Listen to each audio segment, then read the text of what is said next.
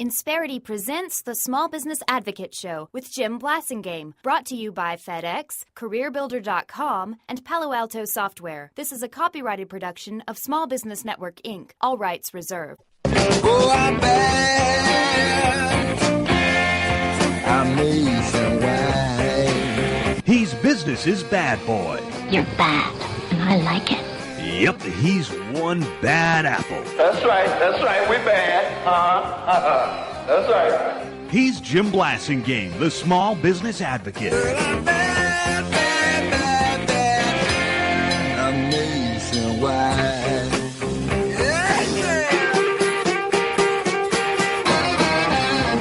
Well, we're back. It's 34 after the hour. Thank you very much for joining me. Thanks for hanging out with me. Always a pleasure, especially when we get a chance to get one of our founding members of our Brain Trust, one of the original founding members. John Fox is back. That's right, John O. Fox.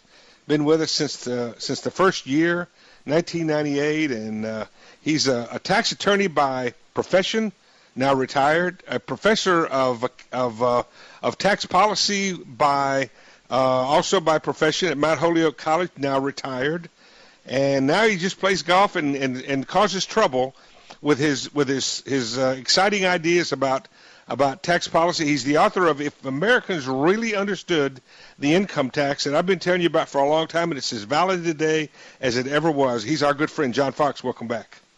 Thank you, Jim. It's just a great pleasure to be with you this morning. I'm so sorry for the girls at Mount Holyoke who aren't going to have the Wait a second, Jim. What? Jim, you just violated a basic. They're not girls. They're women. They're women. They're okay. women. All right. If you call them girls, you get thrown. You know, when you're a grandpa, you get to see. You can get away with stuff like that. I know. You can get away. They let the doddering old guys go. I think.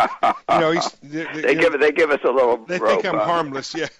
But the women at Mount Holyoke, I'm sorry they're not going to have you available to them in the future. That's a great loss for. Well, I had it's the a great loss opportunity for academia, John. And well, I mean that sincerely. Well, thank you. I really am doing it because I want to free up time to go abroad and talk about U.S. tax policy and what other countries are doing. So I plan to begin doing that this fall, and I think that'll be an interesting chapter in my life. What do you think? What is your opinion of U.S. tax policy now, John? Well, it's no different. It's probably gotten worse since I wrote If Americans Really Understood the Income Tax.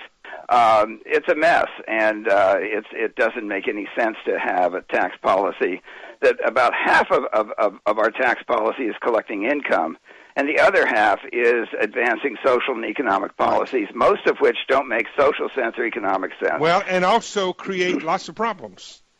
Huge problems, and I wanted to talk a little bit about 501c4 as we talk about. Let's hold off on that. Let's do that separately. I want to do that as a separate topic. All right. But come back to what you were saying about the social issues. Well, what we have in the income tax laws. A lot of people never think about the tax policy as being bifurcated like you just described.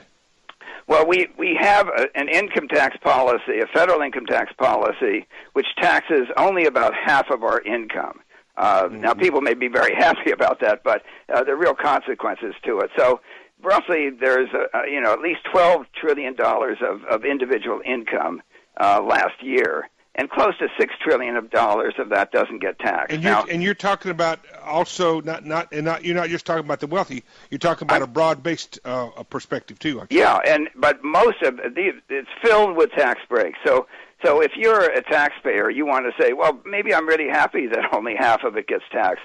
But the fact is that most of the tax breaks are for high-income people. Mm-hmm. And the effect of that is it drives up tax rates much higher than they otherwise would be. So if you're not somebody who gets a lot of tax breaks, you're probably paying a much higher tax rate than you would pay if Congress cleared out most of these exceptions and provided only the most essential tax breaks. But when you've got a scenario that's upside down like we have, John, where I've forgotten the exact number, you probably know this, where 80% of Americans pay 30% of the tax, of the income tax, or it's a ratio like that, folks. I don't know the exact number, John. Maybe you do.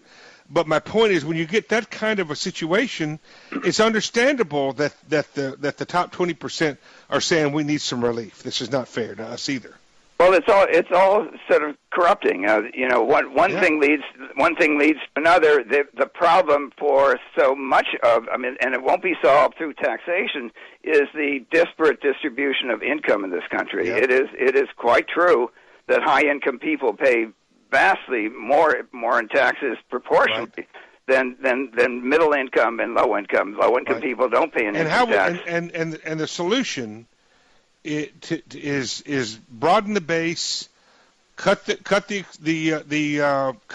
exemptions and the loopholes, broaden the base, lower the rates, and you could collect more money to be fair to everybody, right? It would be fair. You need, you're not going to solve this income inequality just by changing the tax laws. No. These are profound issues. The income inequality thing, which I agree with you about, is not just a tax issue. It's much bigger than that. We're going to come back and talk about some more tax issues from the great mind of John Fox after these messages. 2010. Stay with us.